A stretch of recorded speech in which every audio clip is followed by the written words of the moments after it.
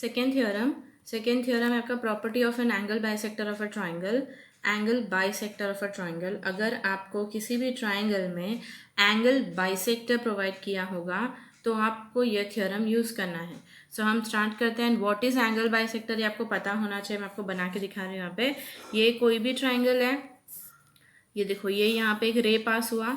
सो ये रे जो है इस एंगल को 2 इक्वल पार्ट में डिवाइड कर रहा है। सो इसको मैं एंगल बाइसेक्टर बोलूँगी। ये जो रे है इसकी वजह से बना है। सो ये दोनों इक्वल होगा। जैसे कि मैंने बोला कि ये 60 डिग्री है, सो बोथ 30-30 डिग्री में डिवाइड हो जाएगा। सो इसको हम बोलते हैं एंगल बाइसेक्टर। तो चलो आगे बढ़ते हैं।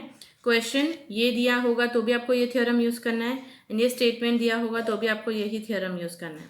अब इसका डायग्राम कैसे बनेगा, अगेन मैंने इस थ्योरम को पूरा लिख के रखा है ताकि आपको पता चले कि इसको किस तरह से लिखना चाहिए ताकि आपको फुल मार्क्स मिल सके। तो यहाँ पे बोला है the bisector of an angle of a triangle divide the side opposite to the angle. मतलब एक ट्राइंगल है और वो सामने वाले साइड्स को डिवाइड कर रहा है। सो सामने वाला मतलब ये सी से ही जाएगा, तो इसने डिवाइड किया है। The ratio of the remaining side, the ratio of the remaining sides. Remaining sides मतलब ये रिमेनिंग साइड था, this ratio is equal to this ratio. Again question का मतलब है कि A C is equal to C B, A C upon C B is equal to A E upon E B. ये आपको proof करना है question के हिसाब से। बताया कि आपको ट्राइंगल्स बनाने हैं और ये डिवाइड होगा, और आपको प्रूफ में क्या लिखना है वो भी बताया। अब ये जो है वो क्या है मैं आपको बताती हूँ आगे। गिवन में क्या है कि triangle A B C available है और उसका बाइसेक्टर जो है एंगल सी पे पास हो रहा है और इंटरसेक्ट हो रहा है सेगमेंट ए बी पे इन पॉइंट ई। सो सिंपल है, आपको समझ के फिर आप अपने स्टेटमेंट में लिख सकते हो। प्रूविंग में देखो जो मैंने बताया वही है कि A E is equal to E B, A E upon E B is equal to C A upon C B. यहाँ पे बोला था कि जो रे पास हो रहा है सामने उसे 2 इक्वल पार्ट में डिवाइड किया है और उसका ratio is equal to the ratio of the remaining 2 side. So remaining 2 side ये दोनों हैं। अब कंस्ट्रक्शन में देखें, यहाँ पे मैंने अलग से बना के रखा है, तो कंस्ट्रक्शन के साथ मैं आपको ये भी बता देती हूँ। यहाँ पे बोला है draw line, draw a line, ये आपको बाय हार्ट करना है। तो आप देख सकते हो यहाँ पे दिया है draw a line parallel to ray C ई, मतलब सी ई से पैरेलल होना चाहिए। वो एक लंबा सा लाइन आपको ड्रॉ करना है पासिंग थ्रू पॉइंट बी। तो कहाँ से बनेगा, वो बी से बनेगा। और बोला है कि एक्सटेंड ए सी, और ए सी को आपको एक्सटेंड करना है so that it intersect it, मतलब वो पैरेलल लाइन को इंटरसेक्ट करे at point D. Okay, so simple है, ये इससे पैरेलल है और ये आपका कंस्ट्रक्शन है। अब हम इसका प्रूफ स्टार्ट करते हैं। प्रूफ में हमको क्या प्रोवाइड किया है, प्रूफ में आपको डायग्राम में यहाँ पे प्रोवाइड कर रही हूँ। यहाँ पे बोला है कि रे सी ई जो है पैरेलल है बी डी से पैरेलल है। कंस्ट्रक्शन में हमने लिखकर दिखाया है। And A D is it's transversal. A D मैं आपको बना के बताती हूँ अलग से। ये देखो, ये दोनों लाइन है और ए D is it's transversal. Okay, और इसके हिसाब से ये दोनों जो है एंगल, ये दोनों कॉन्ग्रुएंट हो जाता है बाय करस्पॉन्डिंग एंगल।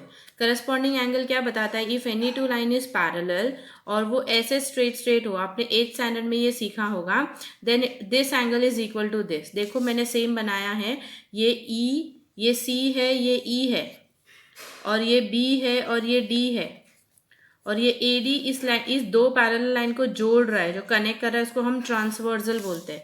इसलिए A D is a transversal. So आप देखें नाम, A C E is equal to C D B, corresponding angle. अभी नेक्स्ट में इन्होंने क्या बोला है कि बी सी को आपको ट्रांसवर्सल लेना है। और ये कैसे, अगेन ये 2 लाइन पैरेलल है और यहाँ पे ई है, यहाँ पे सी है, यहाँ पे डी है और बी है, और सी बी को आपको ट्रांसवर्सल लेना है। आप देख सकते हो जेड क्रिएट कर रहा है, जेड क्रिएट कर रहा है मतलब ये ऑल्टरनेट एंगल है। So this is congruent to this. आप देखें यहाँ पे नाम के साथ मैं आपको दिखाती हूँ। ये देखें, E C B is equal to C B D, alternate angle.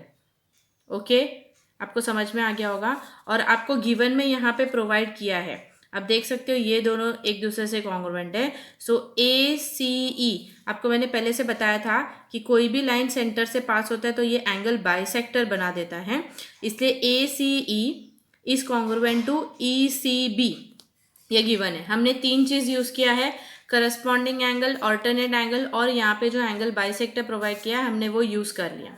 अब हम अगर तीनों को कंपेयर करें तो हमको क्या इक्वल मिलता है एक दूसरे से, ओके ये हमको यहाँ पे देखना है। आप ज़रा ध्यान से देखिए, मैं ट्राइंगल्स के तौर पर भी बताती हूँ और जो लिखा है उसके तौर पर भी बताती हूँ आपको। आप अगर ध्यान से इसमें देखें, आप देखें यहाँ पे ये वाला जो है इससे कॉन्ग्रुएंट है, मैं यहाँ पे टिक मार्क लगा रही हूँ, ये वाला एंगल इस एंगल से कॉन्ग्रुएंट है, करेक्ट है। और ये वाला एंगल जो है इस एंगल से कॉन्ग्रुएंट है, ऑल्टरनेट एंगल हमने यूज़ किया, मतलब ये सारे एक दूसरे से इक्वल है। सो मैं बोल सकती हूँ ना कि ये वाला इससे इक्वल है क्योंकि इनकी जोड़ी तो बना के दिया है। सो ये वाला इससे कॉन्ग्रुएंट है, मतलब D is congruent to B। D मतलब यहाँ पे आप देख सकते हो आपको D लिखा गया है आपने, और यहाँ पे आपने यूज़ किया है B, ओके। अभी आपको मैं ये तीनों को कंपेयर करके दिखाती हूँ, ठीक है। आप देखें यहाँ पे ACE is congruent to CDB बोला है, and ECB is congruent to CBD बोला गया है। और आप देखें यहाँ पे ACE दिया गया है, ACE यहाँ पे है और ECB यहाँ पे है। सो ये दोनों एक दूसरे से मैच करता है, इक्वल है, तो इनडायरेक्टली ये दोनों भी एक दूसरे से क्या हो जाते हैं, इक्वल है। सो ये देखिए आप फ्रॉम 1 2 and 3 लिख दिया, मैंने आपको ट्राइंगल के तौर पर भी बता दिया यहाँ पे, ओके।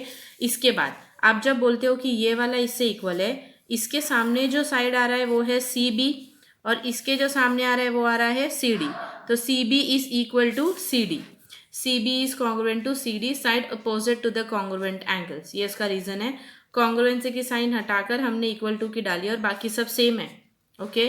अब आपको भी पता है कि इन ट्राइंगल ABD ये बड़ा वाला ट्राइंगल जो यूज़ किया है, इसमें ये दो लाइन पैरेलल है, देखिए आप ये दो लाइन पैरेलल है। तो जब भी आपका कोई ट्राइंगल में पैरेलल आता है आपको बेसिक प्रोपोर्शनैलिटी थ्योरम यूज़ करना है, यहाँ पे हम वो यूज़ करने वाले। ये पैरेलल है, देखो ये डॉट दिख रहा है आपको, AE upon EB is equal to AC upon CD, basic proportionality theorem, okay. अभी आप ध्यान दें, आपको प्रूविंग में क्या चाहिए था, आपको AE अपॉन EB चाहिए था जो कि आपको मिल चुका है, और दूसरे में आपको चाहिए था AC अपॉन CB, AC मिल चुका है। CD आप देख सकते हो CD है, CD CB से रिप्लेस हो गया, ये जो रिप्लेस हो गया, ओके। ये हो गया आपका जो थ्योरम है वो कंप्लीट हो गया। इसलिए लास्ट में मैंने हेंस के साथ क्वेश्चन को रिपीट किया, ये बताते हुए कि हमारा थ्योरम जो है वो कंप्लीट हो चुका है। तो बेसिक प्रोपोर्शनैलिटी थ्योरम में मैंने आपको बताया कि पैरेलल होना कंपलसरी है। एंगल बाइसेक्टर थ्योरम में आपका एंगल बाइसेक्टर प्रोवाइड होना ज़रूरी है, तब भी आप ये दो थ्योरम यूज़ कर सकते हो।